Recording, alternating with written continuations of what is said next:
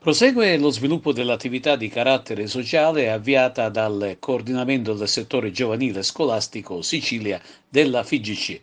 Nel pieno rispetto delle norme e dei protocolli di sicurezza per la tutela della salute e tenendo presente anche l'evolversi dell'attuale momento di emergenza sanitaria da Covid-19, continua la programmazione del progetto Rete, da quest'anno denominato semplicemente Refugee Team, avviato con i centri di accoglienza del sistema SAE SIPRO-IMI, al fine di promuovere e favorire l'interazione tra pari e processi di inclusione sociale ed interculturale attraverso il calcio.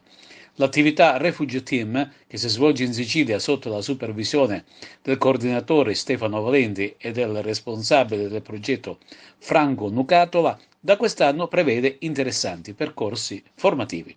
Questo giovedì, infatti, 18 febbraio, parte il primo corso per educatori e per i dirigenti FIGC preposti al progetto. Il corso, che si svolgerà in modalità online, sarà tenuto dai professori dell'Università Cattolica del Sacro Cuore di Milano. A questa settima edizione 2020-2021, che partirà entro il mese di febbraio, ad oggi sono iscritti 15 ISAE Simproimi siciliani e ben distribuite da un capo all'altro della regione. Si tratta di Agrigento, Cammarata, Canicattini Bagni, Comiso, Mazzarino, Milazzo, Pace del Mela, Palma di Montechiaro, Petrosino, Raffadali, Scordia 1, Scordia 2, Trabia, Vittoria e Vizzini. È un progetto bello, ambizioso, ma è un progetto importante perché, come dici tu, questa è la settima edizione e i numeri sono notevolmente aumentati. Basta pensare che dalle 14 SPRAR che hanno partecipato alla scorsa edizione, quest'anno siamo arrivati già a 28, quindi c'è grande entusiasmo attorno a questo progetto, un progetto che cambia nome, viene chiamato quest'anno progetto Refugee Team ed è indirizzato ai minori stranieri accolti in Italia, chiaramente non accompagnati.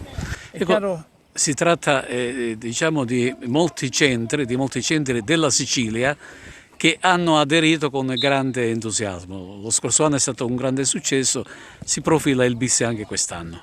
Sì, aumentati notevolmente i centri, basta pensare che anche nella nostra provincia sono 7 i centri che partecipano a questa edizione, sono 2 di Agrigento, uno di Palma di Montechiaro, uno di Licata, uno di Cammarata e Sciacca e Raffadali. Questi sono i centri della nostra provincia che partecipano a questo progetto, un progetto che coinvolge non solo il Ministero dell'Interno ma anche l'ANCI, cioè l'Associazione Nazionale Comuni Italiani. Per questo devo anche ringraziare l'amministrazione comunale di Agrigento con l'assessore Bullo che è stato vicino a noi per l'inizio, per l'iscrizione di questo SPRAR, tra l'altro agrigentino. E chiaramente oggi inizia anche il corso per coloro i quali si vogliono dedicare ad allenare questi giovani extracomunitari. Sì, praticamente cambia un po' il progetto, anche se noi onestamente abbiamo cercato di trovare un tecnico che si occupa di questi ragazzi durante la fase degli allenamenti, un tecnico abilitato e che possa impegnare questi ragazzi almeno una volta alla settimana in un'attività appunto calcistica per poi poter continuare a concludere questa fase con un torneo prima a livello provinciale, regionale e addirittura nazionale. Però voglio precisare che il nostro compito, il nostro obiettivo non è quello di andare a creare una squadra che possa vincere il torneo. Per noi è molto importante veramente quello che il calcio ci dà, il valore educativo, la socializzazione, l'integrazione, questi momenti che sono grandissimi e che questi ragazzi ne hanno tantissimo bisogno, non solo i nostri ma a maggior ragione questi giovanotti. E quindi è chiaro che accanto a questo la federazione ha pensato anche un corso di formazione per gli operatori degli SPRAR, che adesso si chiamano SIPROIMI, e anche addirittura delle attività online per quanto riguarda i ragazzi che partecipano a questo progetto. L'UEFA nel 2015 ha assegnato a ognuna delle federazioni più importanti d'Italia di seguire un percorso calcistico per i ragazzi, chiamiamoli con difficoltà un po' disagiati. All'Italia ha dato la problematica dei minori richiedenti asilo, dato che in Italia ne arrivano tantissimi. Quindi la Federazione Calcio ha accolto questo invito, sposato naturalmente dal Ministero degli Interni, dall'Università Cattolica, con grossi sponsor.